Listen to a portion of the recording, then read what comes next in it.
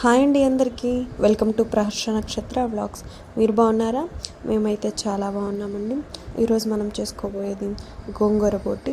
ఇది ఎలా చేసుకోవాలో సింపుల్ వేలో ఎలా చేసుకోవాలో చూపిస్తానండి. ఇది కొంతమందికి ఇష్టం ఉండదండి. ఇష్టమైన వారి కోసం ఇష్టంగా చేసే బోటి కర్రీ అనమాట. ఒక్కసారి ట్రై చేయండి. మీకు ఎలా వచ్చిందో కామెంట్ సెక్షన్లో కామెంట్ చేయండి. ముందుగా బోటిని శుభ్రంగా 3-4 సార్లు కడిగేసుకొని పొయ్యి మీద పెట్టేసేసి ఉప్పు కొద్దిగా పసుపు వేసి బాగా ఉడికించాలండి. ఉడికించిన తర్వాత దాంట్లోనికి ఆనియన్స్, టమాటాసు, పచ్చిమిర్చి, కొత్తిమీర, కరివేపాకు అన్నీ వేసి ఒక 10 నిమిషాల పాటు మగ్గించాలండి. శుభ్రంగా టమోటాస్ అనేవి బాగా మగ్గిపోవాలండి.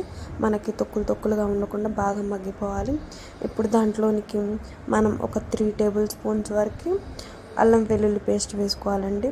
అల్లం వెల్లుల్లి పేస్ట్ వేసిన తర్వాత కొద్దిగా ఒక 5 టేబుల్ స్పూన్స్ వరకు కారం వేసుకోవాలండి. మనకి టేస్ట్కి కొద్దిగా స్పైసీగా ఉంటేనే చాలా బాగుంటుందండి గోంగూర బోటి అనేది. అందుకని మనం స్పైసీనెస్ ఎక్కువగానే వేసేసుకోవాలి.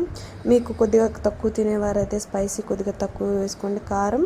మేము కొద్దిగా స్పైసీ ఎక్కువ తింటాం కాబట్టి మేము కారం ఎక్కువగానే వేసుకుంటామండి. ఇప్పుడు దాంట్లోనికి ఒక 4 టేబుల్ స్పూన్స్ వరకు ఆయిల్ వేసుకోవాలండి. ఈ గోంగూర బోటిలో కంటే కొద్దిగా కారం ఆయిల్ కనిపిస్తూ ఉంటే చాలా టేస్టీగా ఉంటుందండి. ఒక్కసారి ట్రై చేయండి. ఇప్పుడు ఆయిల్ కారం వేసేసాక కొద్దిగా కలిదిప్పేసేసి మొత్తం కొద్దిగా వాటర్ వేసుకొని ఒక 10 నిమిషాల పాటు మగ్గించాలండి. టేస్ట్ అయితే చాలా బాగుంటుందండి. ఇది ఇష్టపడే వారికి అయితే చాలా టేస్టీగా ఉంటుంది. ఈజీ ప్రాసెస్గా కూడా ఉంటుందండి. ఒక్కసారి ట్రై చేయండి. ఇప్పుడు బాగా అది అలా ఉడుకుతుంది కదండి. ఇప్పుడు అలా ఉడికిన దాంట్లో మనం 3-4 సార్లు బాగా వాష్ చేసి పెట్టుకున్న గోంగూర అనే దాన్ని ఆ కూరలో పెట్టేసేయాలండి. చూసారు కదా, అలా 3-4 సార్లు కడిగేసేసి నేను గోంగూరని కూరలో పెట్టేసేసానండి. కూరలో పెట్టేసేసి ఒక 10 నిమిషాల పాటు బాగా ఉడికించేసేయాలండి.